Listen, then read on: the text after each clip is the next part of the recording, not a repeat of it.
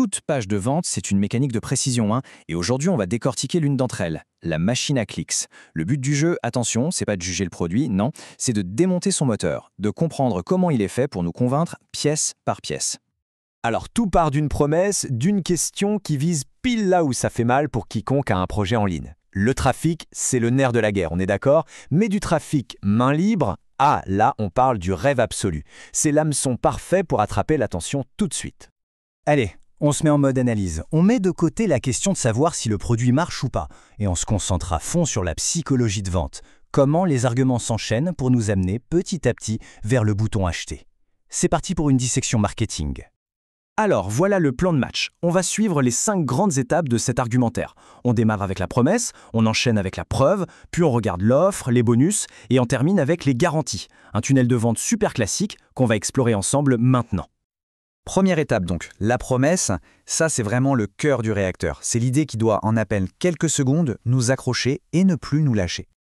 Et la voilà, cette fameuse promesse. Franchement, ce titre, il est super puissant. Main libre, ça évoque direct l'automatisation, la fin des tâches répétitives et ennuyeuses. Et jamais été aussi simple, ça attaque de front la peur de la technique, la peur de la complexité. En une seule phrase, on nous promet de régler 2 des plus gros problèmes du marketing en ligne. Juste en dessous du gros titre, la promesse se précise. Et ce qui est intéressant ici, c'est à quel point c'est spécifique. On ne parle pas juste de trafic, non, on parle de clics d'acheteurs. C'est beaucoup plus qualitatif. On ajoute un coût qui paraît ridicule, quelques centimes, et une cible bien précise, exclusivement francophone. Chaque point est pensé pour répondre à une attente bien particulière du client idéal. Bon, une promesse, c'est super. Mais s'il n'y a pas de preuve derrière, ça reste du vent. On passe donc à la deuxième étape qui est cruciale. Comment on rend cette promesse crédible ? La réponse est simple. On laisse les autres parler. Le moteur de cette section, c'est ce qu'on appelle la preuve sociale. C'est un levier psychologique fondamental. En gros, notre cerveau est programmé pour se dire « si plein de gens qui me ressemblent aiment ce truc, alors ça doit être un bon choix pour moi aussi ». C'est un raccourci mental super efficace et c'est une des techniques de persuasion les plus puissantes qui soient. Et hop, premier type de preuve, le résultat pur et dur. Pas de blabla, juste des chiffres. 2 ventes en 2 jours. C'est concret, c'est mesurable et ça parle directement au portefeuille du client potentiel. On continue sur la même lancée avec encore plus de détails chiffrés. 9 leads, 3 ventes récurrentes.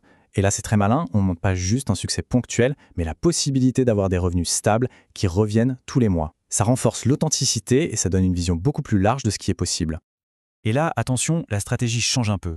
Ce témoignage, il ne parle plus du produit, mais de son créateur, James Collins. Le but, ce n'est plus de prouver que l'outil fonctionne, mais de construire l'autorité de la personne qui est derrière. L'idée, c'est que si le créateur est une légende, alors ses produits sont forcément fiables. Donc, en fait, la stratégie de preuve sociale, elle joue sur 2 tableaux. D'un côté, on valide les résultats immédiats du produit avec des chiffres bien précis, et de l'autre, on installe la confiance sur le long terme en construisant l'image d'expert du créateur. C'est une approche super complète, qui couvre vraiment tous les angles de la crédibilité. Ok, la promesse est faite, la confiance est là, maintenant, il est temps de parler argent. Concrètement, qu'est-ce qu'on achète et surtout ça coûte combien? Là, c'est le moment clé, l'affichage du prix. En montrant un prix standard de 27 €, bien barré, juste à côté de l'offre actuelle à 7 €, on crée une perception de valeur qui est juste énorme.